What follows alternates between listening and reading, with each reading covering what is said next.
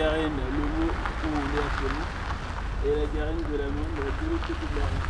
Ce n'est pas moins de 240 balades nature sur 45 sites qui sont organisés par le Conseil général de Loire-Atlantique tout au long de l'été. Le but étant de découvrir la faune et la flore avec de nombreuses animations. Ateliers de photographie, peinture naturaliste, suivre une balade contée, s'initier à la médecine et à la cuisine des plantes. On travaille donc sur les espaces naturels sensibles du département. On organise des balades nature autour de thématiques assez variées, la faune, la flore, le patrimoine, la gestion des espaces naturels. Donc sur des espaces naturels type prairie, type sous-bois, ripisylve, ou bien on organise également une petite rando sur un sentier de grande randonnée. Le but, c'est de sensibiliser le public, le grand public en l'occurrence, à la notion de gestion des espaces naturels, à la préservation des écosystèmes, dans une dimension assez globale puisqu'on touche à toutes les thématiques. Première balade des Garennes entre Sèvres et Moine. Alors donc ce sera une double balade si je puis dire. Donc on va commencer par la Garenne de la Moine qui est un espace maintenu au naturel avec une cogestion avec un agriculteur pour établir une fauche tardive afin de maintenir une prairie pour avoir le plus de diversité possible. Donc on a en face la Garenne de la Moine, un espace plus naturel, plus authentique. Et de l'autre côté, la Garenne Le Maux, qui est un espace, un parc avec beaucoup d'espèces ornementales, de plantes remarquables. Donc on a ce côté, la Garenne Le Maux, qui a été façonnée par l'homme et qui reflète un côté plus pittoresque. Les balades sont présentées par les 18 jeunes saisonniers recrutés et formés par le département. Il faut savoir qu'une mare, c'est une réserve de biodiversité assez spécifique dans la mesure où on retrouve des espèces qu'on retrouve généralement très rarement dans d'autres milieux.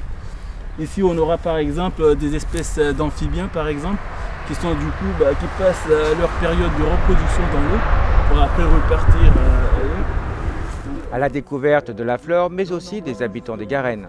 Donc, tout d'abord dans les orthoptères on peut différencier deux grands groupes. Le groupe des sauterelles et des criquets et celui des grillons. Le groupe des sauterelles, celui des criquets et des grillons. Donc les sauterelles auront les antennes beaucoup plus longues que le corps. Les criquets, très court. Ce sera beaucoup plus court. Balade bucolique, ludique, mais aussi pédagogique. Les érables en fait, ça se partage un peu leur nom avec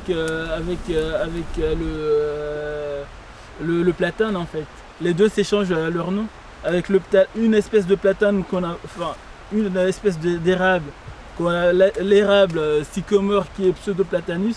Donc l'érable à feuilles de platane et le platane Platanus acerifolia. Donc là ça s'échange, ça se partage leur nom. Donc. Avec interréaction entre visiteurs et animateurs. Un charme. Ah.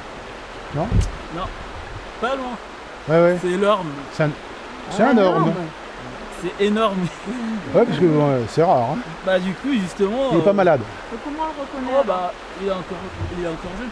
Comment on le reconnaît c'est surtout par rapport à la feuille. Enfin, par rapport à la feuille, pas forcément qu'à la feuille. Ah ouais. Mais justement, il y a le décalage. Là, c'est un peu moins évident, mais le limbe ne commence pas au même niveau en fait. Il y a un petit décalage à la base. Donc ici, je voulais surtout vous montrer la Rosalie des Alpes. Je sais pas si vous voyez.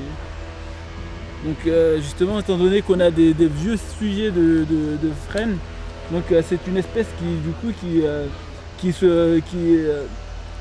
vit dans les vieux frênes, du coup des frênes morts du coup, et justement c'est une espèce saproxylophage en fait.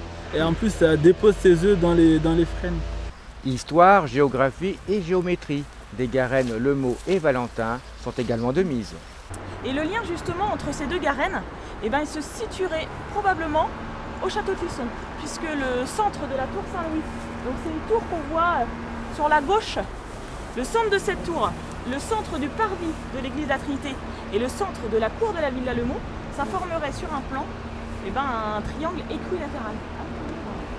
D'autres balades sont également prévues, notamment une nocturne le 17 juillet à 21h30.